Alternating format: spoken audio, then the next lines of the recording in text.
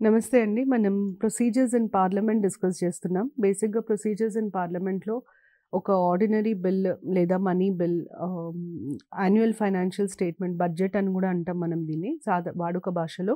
ఇవన్నిటిని ఎట్లా పాస్ చేస్తారు దీని మీదే చర్చిస్తున్నాం. అయితే మనము ప్రొసీజర్స్ ఇన్ పార్లమెంట్‌లో మనీ బిల్ చర్చించడం జరుగుతుంది. అయితే మనీ బిల్‌కి సంబంధించి మనకు ముందు తెలియాల్సింది మనీ బిల్ డెఫినిషన్, అంటే దేన్ని మనీ బిల్ లాగా పరిగణిస్తారు. దీన్ని ఆల్రెడీ నేను లాస్ట్ ఎపిసోడ్‌లో ఎక్స్‌ప్లెయిన్ చేశాను కాబట్టి దీన్ని బ్రీఫ్‌గా సమ్ చేస్తాను. మనీ బిల్ అంటే 110 ఆర్టికల్ 110 కింద ఇచ్చిన వాటి అంశాలన్నిటిని మనీ బిల్ లాగా పరిగణించబడుతుంది. అయితే దీంట్లో ఫస్ట్ వచ్చేసి ట్యాక్స్‌కి సంబంధించిన అంశం. మనం ఏ రకమైన కొత్త ట్యాక్స్‌ని తేవాలన్నా, ఉన్న ట్యాక్స్‌లో మార్పులు చేర్పులు చేయాలన్నా దాన్ని మనీ బిల్ లాగానే పార్లమెంట్ ఆమోదించడానికి వీలుంటుంది. దాని తర్వాత నెక్స్ట్ మనకి మనీ బిల్‌కి సంబంధించి నెక్స్ట్ మనకున్న అంశం ఏంటంటే ఇన్‌కమ్ ఎక్స్‌పెండిచర్. ఏ రకమైన డిపాజిట్స్ చేయాలన్నా, ఏ రకమైన విత్‌డ్రాయల్స్ చేయాలన్నా కన్సాలిడేటెడ్ ఫండ్ ఆఫ్ ఇండియా నుండి అది మనీ బిల్ లాగానే చేయగలుగుతాం. మూడోదొచ్చేసి custody. Consolidated fund custody, contingency fund custody, public accounts fund custody. ఈ మూడిటి కస్టడీస్‌ని కూడా పార్లమెంట్ డిసైడ్ చేస్తుంది. కస్టడీ అంటే ఏంటి? ఎవరి కింద ఇవి పెట్టడం జరుగుతుంది? ఎవరు వీటిని చూసుకుంటారు? ఆపరేట్ చేసే హక్కు ఎవరికుంటుంది? అధికారం ఎవరికుంటుంది? అన్నది కస్టడీ. సో, ఆపరేట్ చేసే అధికారం ఎవరికి ఉంటుంది అన్నది కూడా పార్లమెంటే నిర్ణయిస్తుంది. దాని తర్వాత మనము పబ్లిక్ అకౌంట్స్ ఫండ్‌లో ఏదన్నా డబ్బులు వెయ్యాలి అంటే మనీ డిపాజిట్ చేయాలి అన్నా కూడా ఖచ్చితంగా పార్లమెంట్ ఆమోదంతోనే చేయాల్సొస్తుంది. దాన్ని కూడా మనం మనీ బిల్ లాగానే పరిగణిస్తాం. ఇవన్నిటిని మనం మనీ బిల్ అని అంటాం. లాస్ట్ ఉండేది గవర్నమెంట్ ఏ రకమైన గ్యారంటీ ఇవ్వాలన్నా, ఏ రకమైన రుణం తీసుకోవాలన్నా, లేదా ఏదన్నా ఆర్థిక బాధ్యత తీసుకున్నా కూడా దాన్ని కూడా మనీ బిల్ లాగానే పరిగణిస్తారు. సో, గ్యారంటీ లేదా లోన్ ఇట్లాంటి ఏవి తీసుకోవాలన్నా ముందు పార్లమెంట్ నుండి పర్మిషన్ తీసుకోవాలి. ఆ పర్మిషన్‌ని మనం మనీ బిల్ లాగా పరిగణిస్తాం. సో, ఇది డెఫినిషన్ ఆఫ్ మనీ బిల్. అయితే దేన్ని మనీ బిల్ లాగా పరిగణించము అన్నదానికి వస్తే ఎక్సెప్షన్స్ టు మనీ బిల్. దేన్ని మనీ బిల్ లాగా పరిగణించం. దేన్ని మనీ బిల్ లాగా పరిగణించము అంటే ఇంపోజిషన్ ఆఫ్ ఫైన్స్. ఒకవేళ ప్రభుత్వం ఏదైనా ఫైన్ ఎయ్యాలి అనుకుంటే ఆ ఫైన్ మనీ బిల్ కాదు. ఉదాహరణకి మనం ఇప్పుడు ట్రాఫిక్ ఫైన్స్ కడతాం. అది మనీ బిల్ లాగా పరిగణించరు. అంటే దాన్ని ఇంట్రొడ్యూస్ చేయడానికి మనీ బిల్‌ని ఇంట్రొడ్యూస్ చేయాల్సిన అవసరం లేదు. మనీ బిల్‌ని ఆమోదించాల్సిన అవసరం లేదు. అది ఎగ్జిక్యూటివ్ డెసిషన్ మీద కూడా చేయొచ్చు.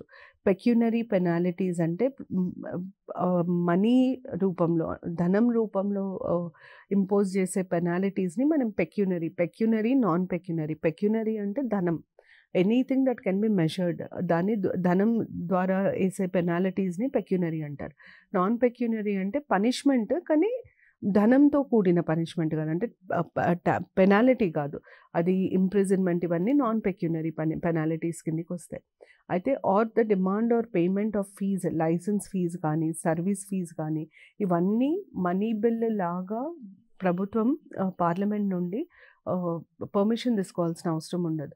సో, మనీ బిల్ కిందికి రాదు అంటే పార్లమెంట్ ఆమోదం అవసరం లేని అంశాలివి. ఫస్ట్ ఫైన్స్ వస్తాయి దీంట్లో. దాని తర్వాత పెనాల్టీస్ వస్తాయి. దాని తర్వాత సర్వీస్ చార్జెస్ వస్తాయి. లైసెన్స్ ఫీజ్ వస్తుంది. ఇవన్నిటిని మనము మనీ బిల్ లాగా పరిగణించము.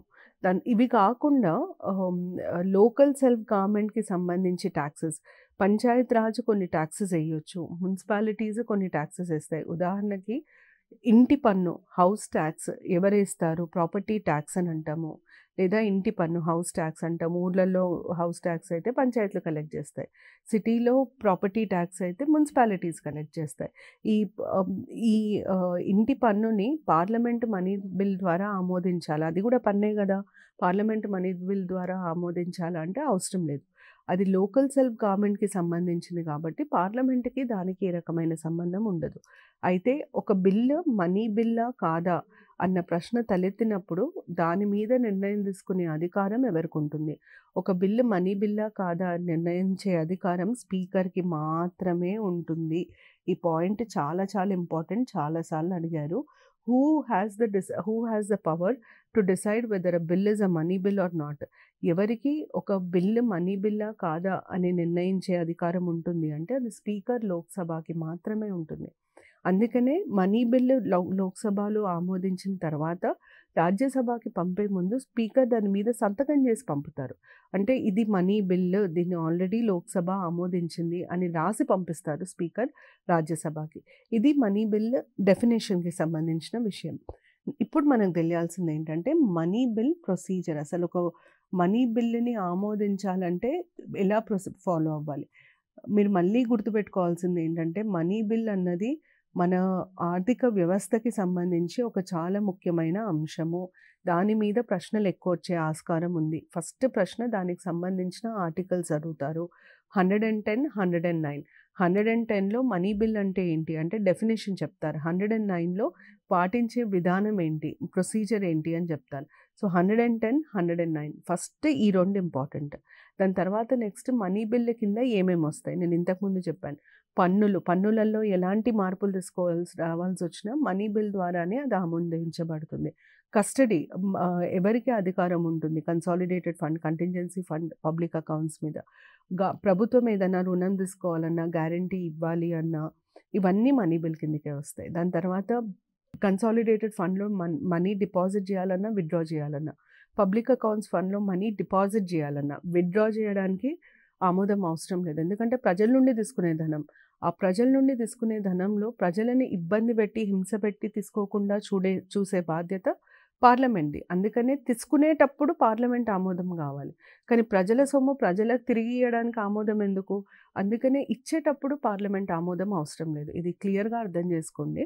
పబ్లిక్ అకౌంట్స్ ఫండ్లో ప్రజల నుండి తీసుకున్న ధనాన్ని ప్రజలకు ఇవ్వాల్సిన ధనాన్ని పెడతారు. అంటే ప్రజల నుండి కలెక్ట్ చేసుకొని తర్వాత ఇవ్వాల్సిన ధనాన్ని డిపాజిట్ చేస్తారు. అయితే పబ్లిక్ అకౌంట్స్లో ఏమవుతుందంటే ప్రజల నుండి తీసుకునేటప్పుడు పార్లమెంట్ ఆమోదం అవసరం. ఎందుకు అవసరం? ప్రజలని హింసబెట్టి, బాధపెట్టి తీసుకోకుండా చూడడానికి. ఆర్బిట్రీ టాక్సేషన్ అంటాం. వాళ్ళని ఇబ్బంది పెట్టకుండా తీసుకునేటట్టు, న్యాయంగా తీసుకునేటట్టు చూసే బాధ్యత పార్లమెంట్కి ఉంది. కాబట్టి ప్రజలకు ఇబ్బంది కలగద్దని పార్లమెంట్ ఆమోదం తీసుకుంటున్నాం పైసలు కలెక్ట్ చేసుకునేటప్పుడు. అదే మీరు ధనాన్ని రిటర్న్ ఇవ్వాలి, ధనాన్ని తిరిగి ఇవ్వాలి ప్రజలకి.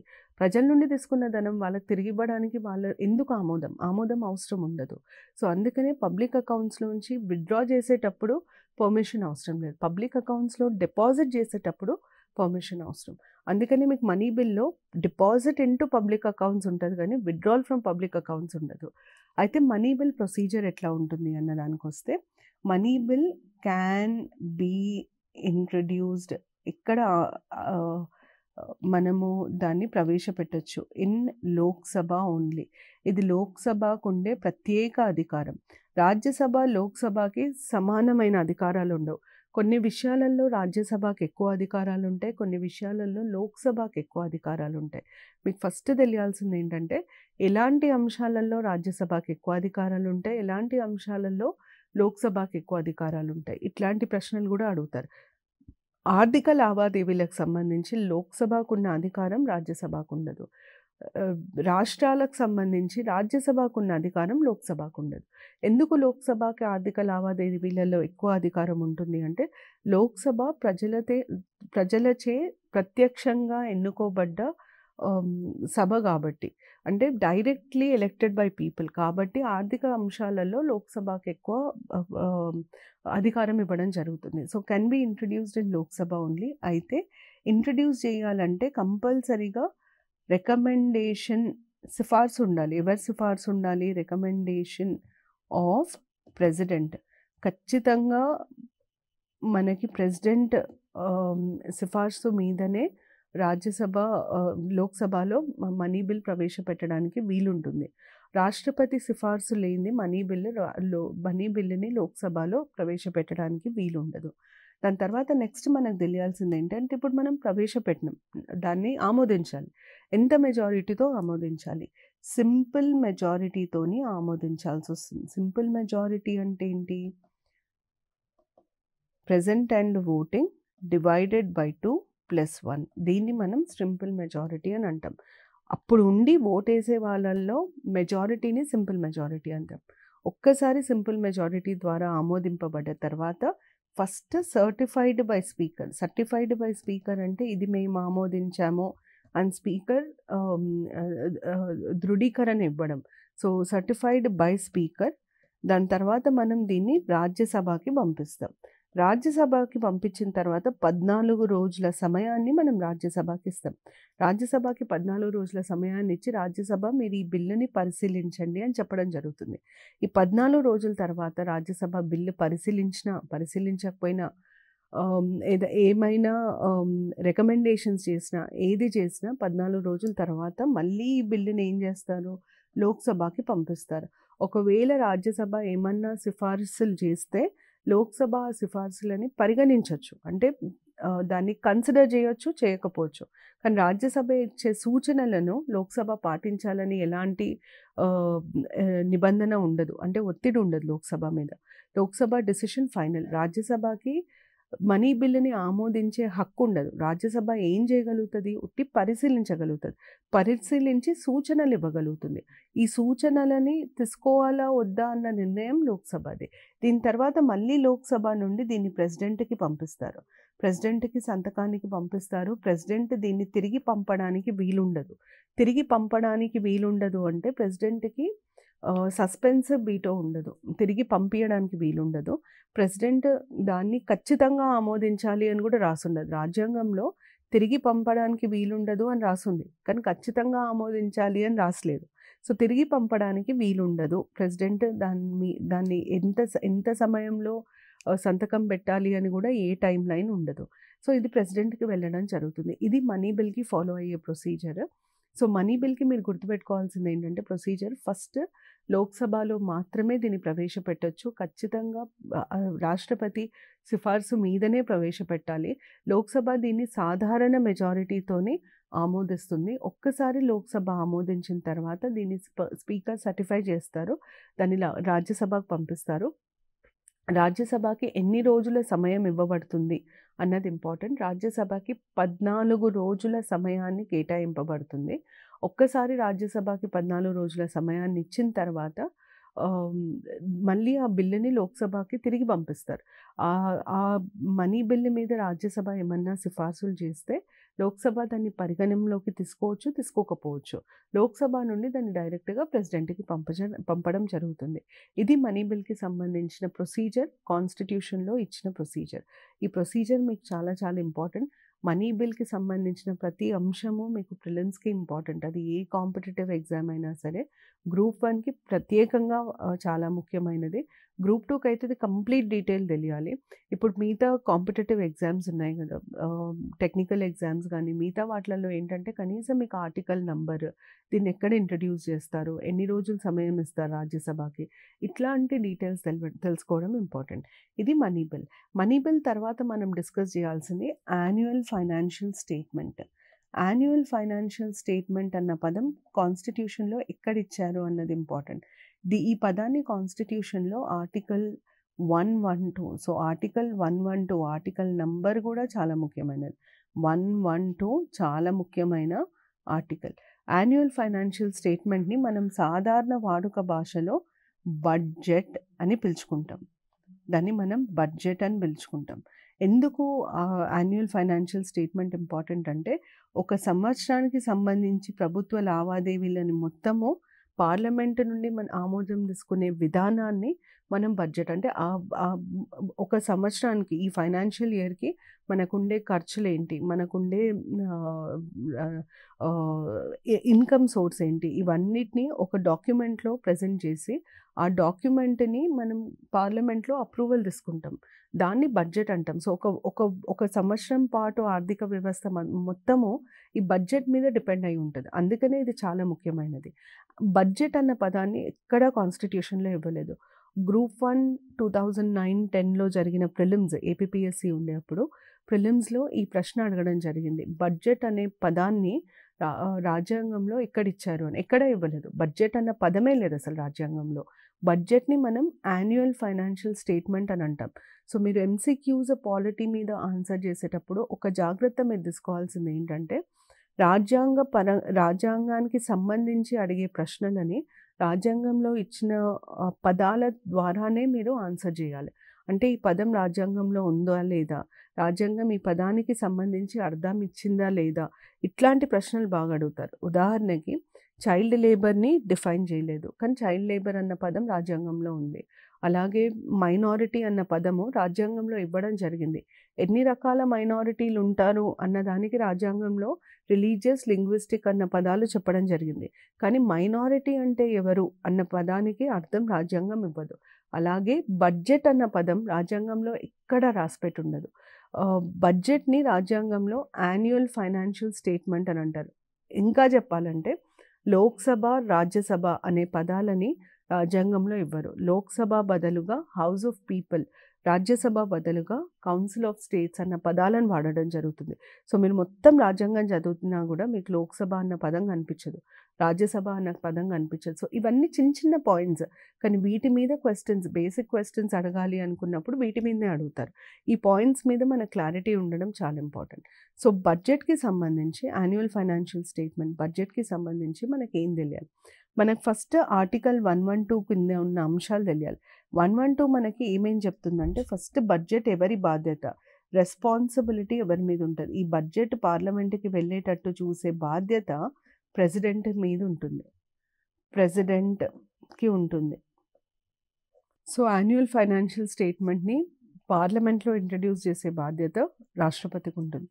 తర్వాత నెక్స్ట్ ఏం అడుగుతారంటే, పార్లమెంటులో 2 సభలకి పంపిస్తారా, పార్లమెంట్ ఒక సభకి పంపిస్తారా అన్న ప్రశ్నకి సమాధానం, ఈ ఆర్టికల్కి సంబంధించినంత వరకు బడ్జెట్ అనేది 2 హౌజెస్కి పోతుంది. అంటే ఆర్టికల్లో ఏమని రాసుంటుందంటే బోత్ హౌజెస్ ఆఫ్ పార్లమెంట్ అని రాసుంటుంది.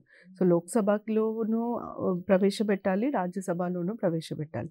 మూడోది మనకి ఏం చెప్తుందంటే, అసలు ఈ యాన్యువల్ ఫైనాన్షియల్ స్టేట్మెంట్లో ఏముంటుంది అన్నదానికి సమాధానం ఏమిస్తుందంటే, వచ్చే ఆర్థిక సంవత్సరానికి సంబంధించిన ఖర్చులు, ఆదాయం లెక్క, అంటే estimated expenditure, estimated revenue, estimated expenditure, ఎంత ఖర్చు ఉండబోతుంది, ఎంత ఆదాయం ఉండబోతుంది, దానికి సంబంధించిన మొత్తం సమాచారం యాన్యువల్ ఫైనాన్షియల్ స్టేట్మెంట్లో ఉంటుంది. అయితే ఇంకా ముందుకెళ్ళి ఏం చెప్తుందంటే ఈ ఆర్టికల్, ఈ ఎస్టిమేటెడ్ ఎక్స్పెండిచర్ని 2 భాగాలుగా ప్రజెంట్ చేయాలి. ఒకటేమో చార్జ్డ్ ఎక్స్పెండిచర్ లాగా ప్రజెంట్ చేయాలి, ఇంకొకటేమో మేడ్ ఎక్స్పెండిచర్ లాగా ప్రజెంట్ చేయాలి. నేను చార్జ్డ్, మేడ్ మధ్యలో ఉండే డిఫరెన్స్ ఆల్రెడీ మీకు లాస్ట్ ఎపిసోడ్లో ఎక్స్ప్లెయిన్ చేశాను. సో దాన్ని రెఫర్ చేస్తే మీకు అర్థమవుతుంది. చార్జ్డ్ ఎక్స్పెండిచర్గా ఉన్నదాన్ని తగ్గించడానికి, ఆపడానికి వీలుండదు. మేడ్ ఎక్స్పెండిచర్గా ఉన్నదాన్ని మీరు తగ్గించుకోవచ్చు, ఆపచ్చు, కానీ పెంచడానికి వీలుండదు. So charged expenditure, made expenditure లాగా మళ్ళీ కేటగరైజ్ చేయాలి అని చెప్తుంది. ఈ చార్జ్డ్ ఎక్స్పెండిచర్ కింద రాజ్యాంగం ప్రకారం ఏమేమి వస్తాయి, what all will come under charged expenditure, ఇదంతా మనకి ఆర్టికల్ 112 కింద ఉంటుంది. ఆర్టికల్ 112 ఎవరికి బాధ్యత ఉంటుంది యాన్యువల్ ఫైనాన్షియల్ స్టేట్మెంట్కి? ప్రెసిడెంట్. ఎక్కడ పంపించాలి యాన్యువల్ ఫైనాన్షియల్ స్టేట్మెంట్? పార్లమెంట్కి. యాన్యువల్ ఫైనాన్షియల్ స్టేట్మెంట్లో ఏముంటాయి? Estimated revenue, estimated expenditure. ఈ ఎస్టిమేటెడ్ ఎక్స్పెండిచర్ని 2 భాగాలుగా విభజించి ప్రజెంట్ చేయాలి, charged expenditure, made expenditure. Charged expenditure కిందకి ఏమొస్తుంది, ఇవన్నీ డీటెయిల్స్ మనకి బడ్జెట్ అనే అంశంలో ఉంటాయి. ఇప్పుడు మనకి నెక్స్ట్ తెలియాల్సింది ఏంటంటే, ఇవే నేను ఇప్పుడు మీకు చెప్పింది 112లో ఎట్లా ఇచ్చారో చూపిస్తాను చూడండి. ద ప్రెసిడెంట్ షెల్, ఇది ఇంపార్టెంట్, బాధ్యత ఎవరిది? ప్రెసిడెంట్ది. In respect of every financial year, ప్రతి ఆర్థిక సంవత్సరానికి సంబంధించిన బడ్జెట్ పార్లమెంట్కి వెళ్ళాలి. టు బి లేడ్ అర్థం ఏంటంటే, ప్రెసిడెంట్ తనంతట తాను తీసుకొని వెళ్ళి ఇవ్వరు. ప్రెసిడెంట్ ఎవరితోనన్నా పంపిస్తారంటే, president on behalf of the president ఎవరో ఒకరు వెళ్ళి బడ్జెట్ని ఇంట్రడ్యూస్ చేయాలి. ఎవరు ఇంట్రడ్యూస్ చేస్తారు? ఫైనాన్స్ మినిస్టర్ ఇంట్రడ్యూస్ చేస్తారు. సో ప్రెసిడెంట్ బదులు ఇంకొకరు పోయి ఇవ్వచ్చు అని అర్థం ఈ కాజ్ టు బీ లేడ్ అంటే. దాని తర్వాత before both houses of parliament, 2 హౌసెస్కి బడ్జెట్ వెళ్ళాలి. అ స్టేట్మెంట్ ఆఫ్ బడ్జెట్ అంటే ఏంటి, ఇక్కడ నుండి బడ్జెట్ అంటే ఏంటి, a statement of the estimated receipts and expenditure of the government.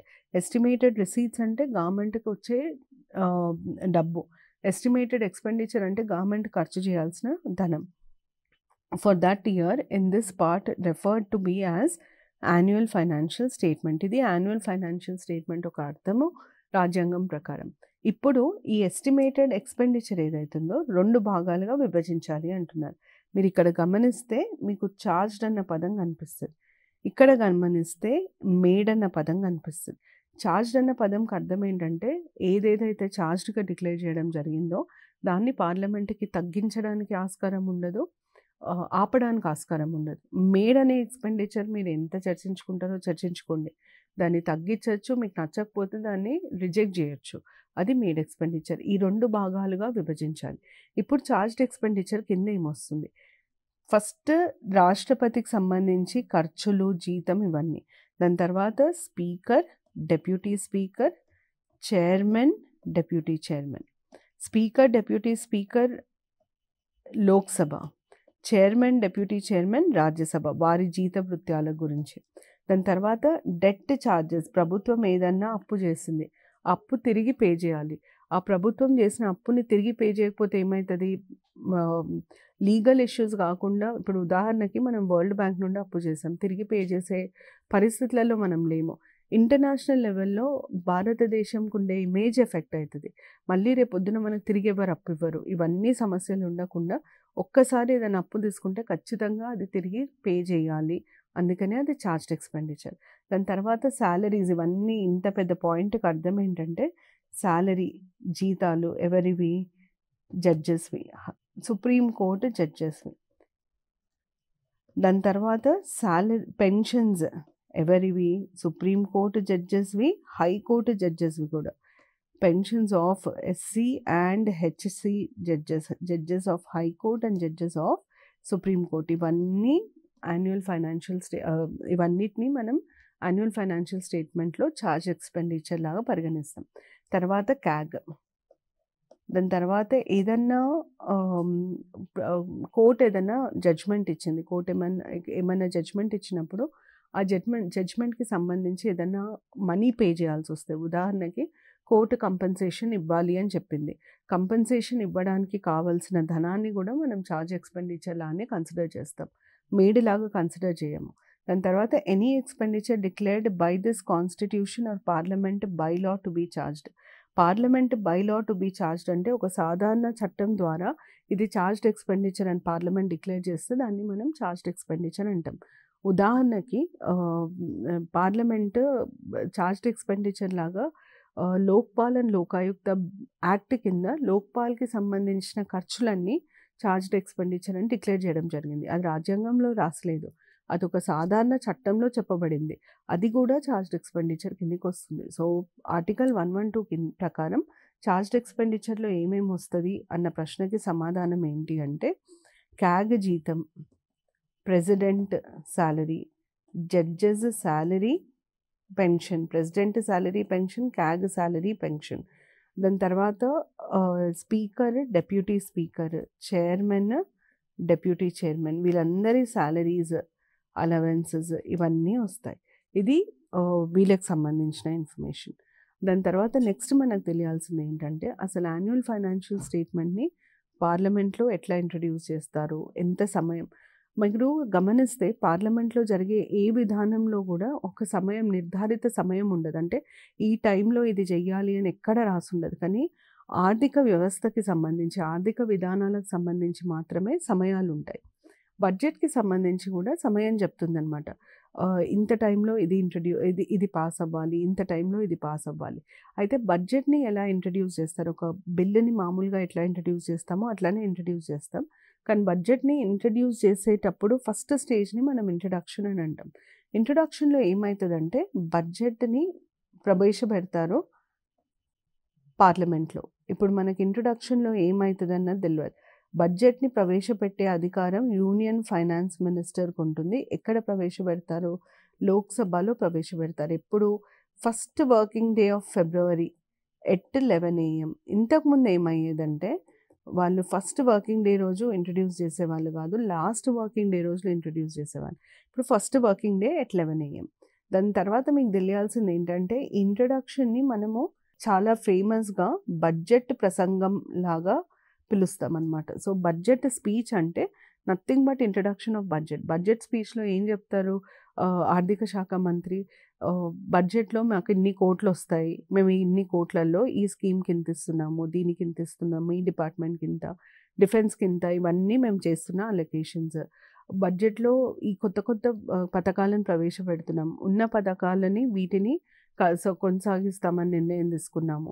దాని తర్వాత ఎలాంటి ట్యాక్సెస్ వస్తాయి, ఎంత ఎంత ట్యాక్స్ రూపంలో, పన్ను రూపంలో ఎంత మనీ రావచ్చు. సో మనకొచ్చే దారులేంటి, దేని మీద ట్యాక్సులు పెంచడం జరిగింది, తగ్గించడం జరిగింది, కారణాలేంటి, ఇవన్నీ అంశాలని బడ్జెట్ స్పీచ్లో ప్రస్తావిస్తారు. సో బడ్జెట్ ప్రసంగం అనే ప్రసంగం ద్వారా బడ్జెట్ని పార్లమెంట్లో ప్రవేశపెట్టడం జరుగుతుంది. ఖచ్చితంగా ఫిబ్రవరి 1 వర్కింగ్ డేలో రోజు ప్రవేశపెడతారు. పొద్దున 11కి ప్రవేశపెట్టడం జరుగుతుంది. ఒక్కసారి లోక్సభలో ప్రవేశపెట్టిన తర్వాత అదే రోజు రాజ్యసభలో కూడా ప్రవేశపెట్టడం జరుగుతుంది. రాజ్యసభలో బడ్జెట్ ఇంట్రడ్యూస్ చేయడం జరుగుతుంది. ఇది ఫస్ట్ స్టేజ్ ఆఫ్ బడ్జెట్. దీని తర్వాత మీకు ఇంతకుముందు నేను సాధారణ బిల్లులో చెప్పినట్టు జనరల్ డిస్కషన్ కూడా జరుగుతుంది. జనరల్ డిస్కషన్లో ఏం చేస్తారు, ఒక 4-5 రోజుల పాటు జరుగుతుంది. అసలు బడ్జెట్ స్పీచ్లో ఉన్న అంశాలని సాధారణంగా చర్చిస్తారు. అంటే